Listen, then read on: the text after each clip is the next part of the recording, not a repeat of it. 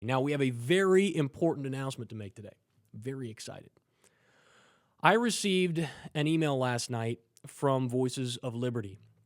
Many of you know what Voices of Liberty is. It is Ron Paul's website, where he has a lot of news events and some very, very famous and influential libertarians and thinkers who are contributors. Lou Rockwell, Tom Woods. Tom Woods is his podcast goes out daily. The Tom Woods Show. It's the one podcast I listen to every single day, and those guys are all contributors on his site. And they sent me an email last night, and they said, we would love it if you would come and be a contributor on our site. And I, of course, responded back very quickly. I would absolutely love to be a contributor on your site. What do you need from me?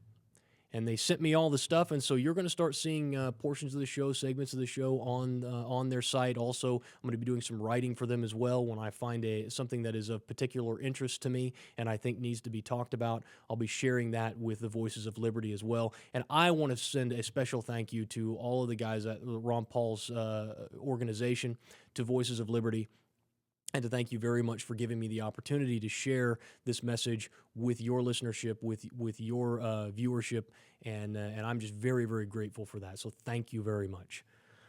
Now let's talk about this ISIS thing. On Monday, Egypt warplanes struck an ISIS militants in Libya in retaliation for the mass execution of the Coptic Christians from Egypt. So they lined up like 21 of these Egyptians and had them all in jumpsuits. Where are they getting all these purple jumpsuits or these orange jumpsuits? They got them all in these orange jumpsuits, and they cut off all of their heads. Egypt now responds with massive firepower and airstrikes. We've got the Jordanians coming in. You've got the Iranians coming in and funding the Shiites and backing them. So you've got the Jordanians, the Egyptians, the Shiites, and the Kurds all in mortal combat, with a direct threat to their way of life and to their countries and to their people. This is the method that I think we should be taking. This is what I've been saying all along. This is not a direct threat to the United States. ISIS is no more of a threat than any rogue individual who's willing to strap on a pipe bomb and walk into a Starbucks and blow himself up is. You are not going to have an ISIS army invading the shores of the United States. It's not going to happen.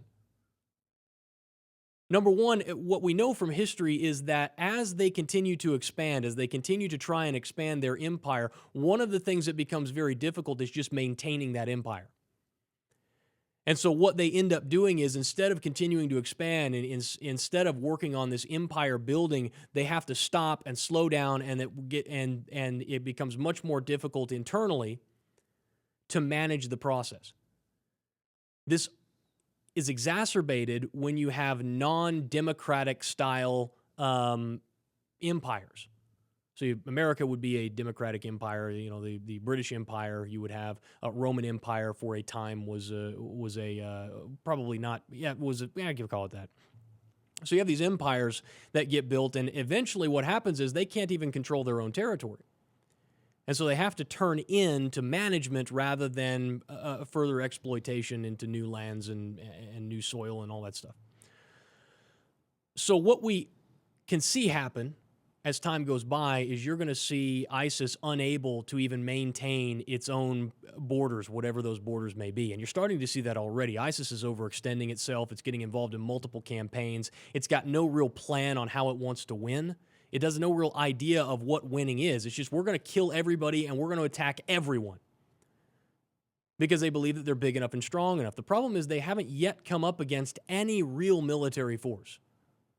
As I've said before, if we decided to go into a ground campaign and we decided to full on do it, we took Baghdad in about 3 days.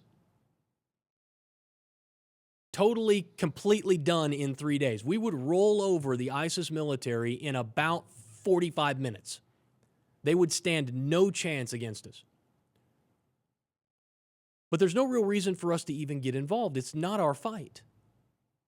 You could make the case that it's our fight in the sense that we created the problem, that we built up a military in Iraq that was woefully inept, that, cowered and ran at the first sign of a fight, dropped their guns and ran away.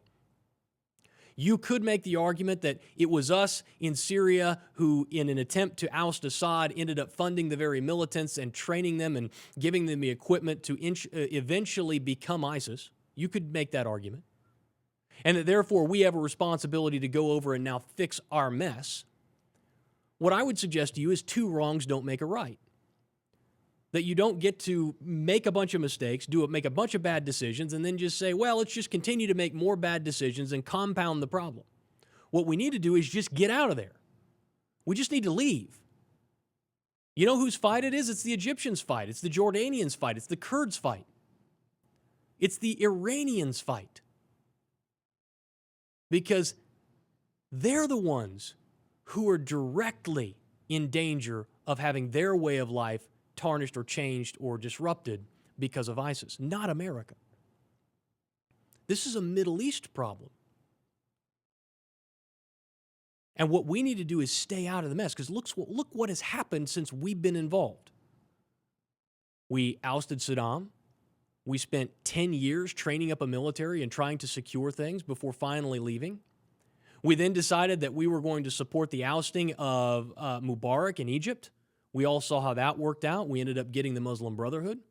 We ended up in Libya and in Syria, ousting dictators there. We all saw how that worked out.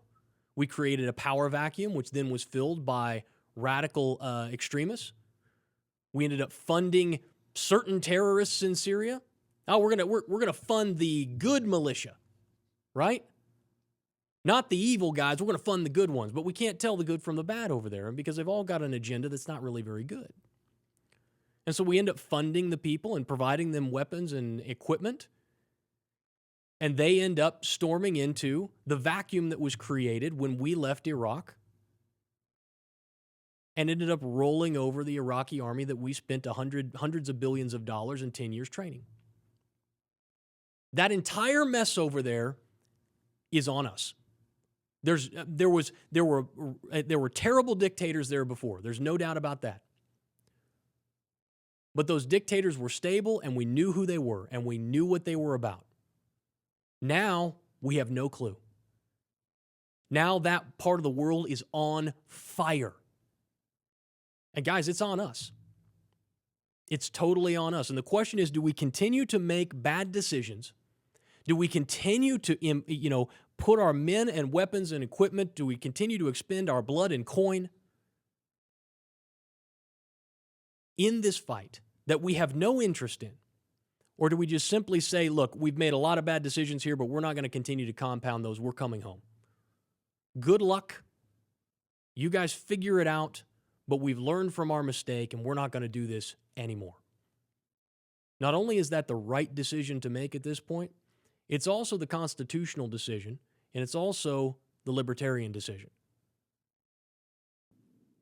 So I know that there are a lot of listeners out there who don't agree with me. It's just having been there. For those of you who are new, if you're watching this on the Voices of Liberty, I spent a lot of time in Iraq and Afghanistan. I know a lot about what's going on there. And I can tell you, more war will equal more disaster. It will not make the problem better. It will just get worse.